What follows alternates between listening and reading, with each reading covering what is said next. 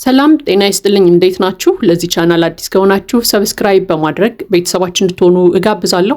ቪዲዮ ላይክ በማድረግ ጀምሩት። እንዲሁም ቪዲዮውን አይታችሁ ስትጨርሱ ደግሞ ሐሳብ አስተያየታችሁን ኮሜንት ላይ ያስቀምጡልኝ። እንግዲህ ዛሬም በአዲስ ሐሳብ መተናል። ዛሬ ደግሞ ሁለት የተለያዩ ርዕሰ ጉዳዮችን እናያለን ማለት ነው። እንግዲህ የመጀመሪያው ደስታና ፈረንጁ ሆነው ሩታ ጋር ሄደዋል። ደስታ ወደ ሩታ ጋር ተመልሷል ማለት ነው። በቀጣይ ደግሞ እንግዲህ ቡዜ አንዳንድ ያነሳቻቸው ነገሮች አሉ፣ እነሱንም እንመለከታለን ማለት ነው። እንግዲህ ወደ ቀደመው ሐሳባችን ስንሄድ ደስታና ፈረንጁ ሆነው ሩታ ጋር ሄደዋል ማለት ነው። እንግዲህ ድንገት ሳይነግሯት ነው ለሩታ የሄዱበት ምክንያት ደግሞ ያው ዛሬም እንግዲህ ደስታ ተስፋ አልቆረጠም። ወደ ሩታ ጋር ሄዶ እንግዲህ ዛሬም ድጋሚ የፍቅር ጥያቄውን አቅርቦላታል ማለት ነው። እንግዲህ ሰሞኑን እንደምናውቀው እስከዛሬ ድረስም ፈረንጁ ደጋግሞ እንግዲህ ከደስታ ጋር እንድትሆን እያባበላት ነበር ማለት ነው። እንግዲህ እስከዛሬ ድረስ ያው ፈረንጁ ግልጽ አላረገልንም ለምን ደስታ ጋር እንድትሆን እንደሚፈልግ። ማለት በቃ ደስታ ጥሩ ሰው ነው ለሩታ ይገባታል ከማለት ውጪ ለምን ይህን ያህል ገፍቶ እንደሚያስጨንቃት አልገባንም። እንግዲህ ዛሬም ፈረንጁ መጥቷል ማለት ነው ከደስታ ጋር አብሮ። ሩታም እንግዲህ ስታያቸው የደነገጠች ትመስላለች። ምክንያቱም አንደኛ አልነገሯትም፣ ሁለተኛ ደግሞ ይመጣሉ ብላ አልጠበቀችም። እና ደስታ ያው ደጋግሞ እንግዲህ ሩታ እኔ እኮ እወድሻለሁ ከኔ ጋር አብረን እንሆን እያለ ሲያባብላት ነበር ማለት ነው። ፈረንጁም እንግዲህ በደንብ ሲለምናት ነበር። እኔ ወንድምሽ ነኝ፣ ላንቺ የሚጠቅመውን ነገር ነው ማስበው። ዳኒም ሆኑ አብርሃምም የልጅሽ አባትም ይሁን ላንቺ የሚጠቅም ሰው አይደለም፣ ሁለቱም አይጠቅሙሽም። ላንቺ የሚጠቅመውና አንቺን በጣም የሚወድሽ አንቺን በጣም የሚያፈቅርሽ ሰው ደስታ ነው፣ ከደስታ ጋር ሁኚ እያለ ሲነግራት ነበር ማለት ነው። እንግዲህ ሩታም ፈቃደኛ አይደለችም። ምክንያቱም እኔ አልወድህም፣ ስለማልወድህ ከአንተ ጋር ልሆን አልችልም። አንተ በጣም ጥሩ ሰው ልትሆን ትችላለህ፣ ግን ያንተ ጥሩነት ያንተ መልካምነት ፍቅር ሊሆነኝ አይችልም። እኔ ለአንተ ምንም አይነት የፍቅር ስሜት የለኝም እያለች ስትነግረው ነበር ማለት ነው። ነገር ግን ሊቀበላት ፈቃደኛ አይደለም። እንግዲህ ምን ይደረጋል? አንዳንድ ጊዜ ሰው ተነግሮት የማይሰማ ከሆነ ምንም ማድረግ አይቻልም። በቃ ዝም ብሎ መዳረቅ ነው የሚሆነው። ሩታ ሺ ጊዜ ነግረዋለች ለደስታ፣ በቃ እኔ አልፈልግህም፣ አንተን አልወድህም፣ አላፈቅርም እያለች ደጋግማ ነግረዋለች። ደጋግማ ከህይወቷ እንዲወጣ ብዙ ጊዜ ተናግረዋለች። ነገር ግን አይሰማትም። እንደውም አንዳንድ ጊዜ ሳስበው ምን ይመስለኛል፣ ደስታን የልብ እየሰጠው ያለው የፈረንጁ ከጎኑ መሆን ነው። ፈረንጁ በጣም ነው የሚደግፈው። ፈረንጁ ከሩታ ጋር እንዲሆን ይፈልጋል። ሩታ ደግሞ ያው ፈረንጁ የቅርቧ ሰው ስለሆነ ልታርቀው፣ መጥፎ ነገር ልትናገረው ስለማትፈልግ ደስታ ምንድን ነው የሚያደርገው? አሁን ከፈረንጁ ጋር ነው የተጣበቀው። በቃ ከፈረንጁ ጋር ተጣብቆ ከሩታ ጎን አልጠፋ ብሏል። በቃ በምንም መልኩ መጥፎ ነገርም ገፍታ እንዳትናገረው ፈረንጁ ይቀየመኛል በማለት ሩታም እየተጠነቀቀች ስለሆነ ደስታም ሊገባው አልቻለም። ይሄ ነገር እንግዲህ ደጋግሞ እያስቸገራት ነው። እንዲያውም ፈረንጁ ምንድን ነው ያላት? አንቺ አሁን አብርሃምን ወደ ቤት በምን መንገድ እንደመለሹ ሁላችንም እናውቃለን። ነገር ግን አብርሃም ከአንቺ የሚርቅበት ምክንያት ቢያገኝ ይርቅሻል። ርቆሽ ሄዶ ሄርሜላ ጋር ህይወትን መጀመሩ አይቀርም። ስለዚህ የዛኔ ብቻሽን እንዳትቀሪና እንዳታለቅሺ ዛሬውኑ ከደስታ ጋር ሁኚ፣ ደስታን ጠበቅ አድርገሽ ያዥ ምናምን እያለ ሲለምናት ነበር። እንደውም ሩታም እኔ አልቅሽ አላቅም፣ እኔ መቼም አላለቅስም እያለች ስትመልስለት ነበረ።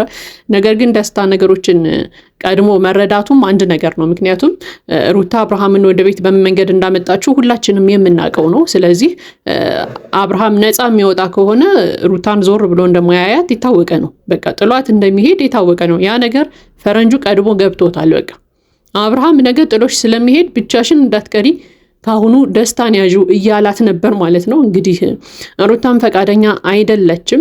ፈረንጁ በተደጋጋሚ እንግዲህ ሩታን ከደስታ ጋር ሊያደርግ የሚፈልገው ያው ብቻዋን እንዳትቀር የሚል ቃልን ይጠቀማል። በቃ ብቻዋን ልትቀር ነው፣ ብቻዋን ልትሆን ነው ምናምን ይላል። እና ይሄ ነገር በጣም ነው የሚያሳስበው። አንዳንድ ጊዜ ያው ሴቶች ብቻችንን መኖር የማንችል የሚመስላቸው ወንዶች አሉና ፈረንጁም እንደዛ ነው የሚያስበው። እንግዲህ ሩታ ያንን ሀሳቡን አልተቀበለችውም። በሚያሳዝን ሁኔታ ከደስታ ጋር መሆን አልፈለገችም። ግን ድጋሚ ደስታ እባክህ ተመልሰ መተህ እኛንም እንዳታደክመን፣ በቃ በጣም ነው የሚያስጠላው። በቃ ሰው አልፈልግም ከተባለ ሰው ማስጨነቅ አያስፈልግም። አሁን ሩታን በጣም እያስጨነቃችኋት ነው፣ በጣም እየተጫናችኋት ነው ምናምን። በቃ ራሷ ያሰበችው ያቀደችው እቅድ አለ፣ በዛ መንገድ ትሂድ። ለቀቅ አድርጓት እስኪ ህይወቷን ትኑርበት። እሷ በእናንተ ሀሳብ እኮ አይደለም የምትኖረው። በቃ የራሷ ሀሳብ አላት፣ የራሷ ውሳኔ አላት፣ የራሷ እቅዶች አሏት። በቃ በራሷ መንገድ እንድትሄድ ለቀቅ አድርጓት። ለማንኛውም ወደ ሁለተኛው ሀሳባችን ስናልፍ እንግዲህ ቡዜ ዛሬ መታለች። ሁላችንም እንግዲህ የቡዜን ሀሳብ ስንጠብቅ ነበር። ምክንያቱም ከአሁን በፊት ቡዜ ከሩታ ጎን ነች። ብዙ ጊዜ ሩታ ጎን ሆና ትደግፋታለች፣ ሀሳቧን ትቀበላለች፣ አብርሃምን በጣም ትጫነዋለች አንድ ላይ እንዲሆኑ፣ ፍቅራቸው እንደ ድሮ እንዲመለስ በጣም የምትጥር መልካም ሴት ነች ቡዜ። ነገር ግን ሰሞኑን በተፈጠረው ነገር ያው የቡዜን ሀሳብ ሁላችንም እየጠበቅን ነበር። ምክንያቱም ባለፈውም ሩታን እየተናገረቻት ነበረ፣ ይህን ነገር የምታደርጊው ለፍቅራችሁ ብለሽ አብርሃምን ወደ ቤቱ ለመመለስ ብለሽ ከሆነ መልካም ነው፣ ነገር ግን መጥፎ ነገር አስበሽ ከሆነ ከኔ ጋር ነው የምትጣየው እያለች ስትነግራት ነበር ማለት ነው። እንግዲህ ዛሬ ቡዜ መታለች፣ ያው ሀሳቧንም ነግራናለች ማለት ነው። በሩታ በጣም እንዳዘነችባት ተናግራለች ማለት ነው። እኔ በዚህ ልክ አልጠብቃትም። ያው በተለምዶ የባል ቤተሰቦች መጥፎ ናቸው ይባላል። እኔ ግን እንደ ባል ቤተሰብ ሳይሆን ለሩታ እንደ እህት ነው የሆንኩላት። ከእህትም በላይ እንደውም ወንድሜን እየተቆጣው እሱን እየተጫንኩኝ የሩታን ሀሳብ እንዲቀበል ሳደርግ ሩታም ፍቅራቸውን ለመመለስ የምታደርገውን ነገር ስደግፍ ቆይቼ ነበር። ነገር ግን ይህ ሁሉ ነገር ሴራ እንደሆነ አውቅ ያለውና በጣም ነው ያዘንኩት። ከዚህ በኋላ ግን ወንድሜን የሚጎዳ ምንም ነገር እንዳታደርጊ ስትልም አስጠንቅቃታለች ማለት ነው። እንግዲህ ቡዜ ስለ አብርሃምም ተናግራለች። አብርሃም ብዙ ጊዜ ያወራል፣ ይናገራል፣ ነገር ግን ዝም ሲል ፍሪው፣ ዝም የሚለው የሆነ ነገር ውስጡ አለ ማለት ነው እያለችም ስትነግራት ነበር ለሩታ ማለት ነው። እንግዲህ በሩታ ሙሉ የአብርሃም ቤተሰቦች እንዳዘኑባት በጣም ሁላችንንም አስከፍታናለች፣ ሁላችንንም አሳዝናናለች ስትልም ተናግራለች ማለት ነው። እውነት ነው። እንግዲህ ይሄ ያው ትዳር ወንድና ሴትን ብቻ አይደለም የሚመለከተው፣ በዙሪያው ያሉ ቤተሰቦችንም ይመለከታል። ስለዚህ ቤተሰቦቻቸው ናቸው ወደው ፈቅደው ሁለቱንም አንድ ላይ እንዲሆኑ የፈቀዱላቸውና በዚህ ጊዜ ደግሞ ያው አብርሃም ጫና እየተደረገበት ነው በተያዘበት መረጃ ማለት ነው። ይሄን ነገር ደግሞ ያው የሱ ቤተሰቦች ደስ ይላቸዋል ብለን አናስብም ድሮ። እንግዲህ ቡዜም ይሄንን ነገር ነው የተናገረችው። ሙሉ ቤተሰብ በጣም አዝኗል። እንግዲህ አብርሃምን በራስሽ ጊዜ በገዛ እጅሽ አተሸዋል፣ ከዚህ በኋላ ከአንቺ ጋር አይሆንም ስትልም ተናግራለች ማለት ነው ቡዜ። እንግዲህ አብርሃም የፈለገ ከሩታ ጋር ባይሆንም እንኳን ከሄርሜላ ጋርም እንዲሆን እንደማትፈልግ ተናግራለች። በቃ ሁለታችሁም ሴቶች ከወንድሜ ህይወት ውጡለት፣ ብቻውን ይኖርበት ስትልም ተናግራለች። ምክንያቱም ሄርሜላና ሩታ ለአብርሃም ፍቅር ኖሯችሁ ሳይሆን እኔ ነኝ የማሸንፈው የሚል እልክ ውስጥ ገብታችሁ ወንድሜን አጣብቂኝ ውስጥ ከታችሁታል፣ ወንድሜን ጎርታችሁታል። ስለዚህ ሁለታችሁም ከወንድሜ ራቁ፣ ወንድሜም የራሱን ህይወት ይኖርበት ስትልም ተናግራለች ማለት ነው። እንግዲህ እኔ እንደ ሀሳብ ቡዜ በቃ አብርሃምን ይዘሽው ጥፊ ለትንሽ ቀን፣ ምክንያቱም በቃ እሱም ይረፍ፣ ሴቶቹም ተረጋግተው የራሳቸውን ሀሳብ ያስቡና የሚሄዱበትን አቅጣጫ ይወስኑ።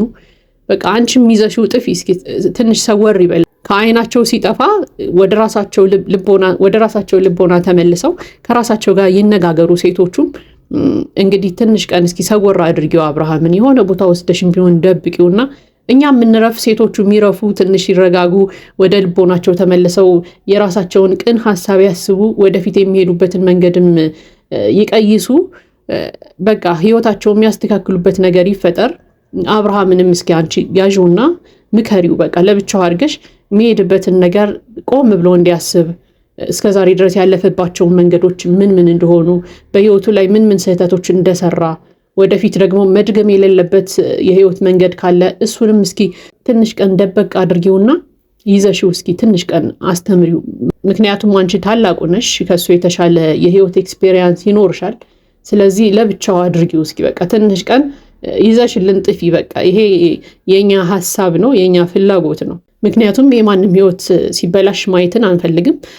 ለማንኛውም እንግዲህ ይሄ የኔ የግል አስተያየቴ ነው፣ የግል ሐሳቤ ነው። የእናንተን ሐሳብ አስተያየት ደግሞ ኮሜንት ላይ አስፍሩልኝ። ቤተሰቤ ካልሆናችሁ ሰብስክራይብ በማድረግ ቤተሰቤ እንድትሆኑ ጋብዛለሁ። መልካም ጊዜ ይሁንላችሁ።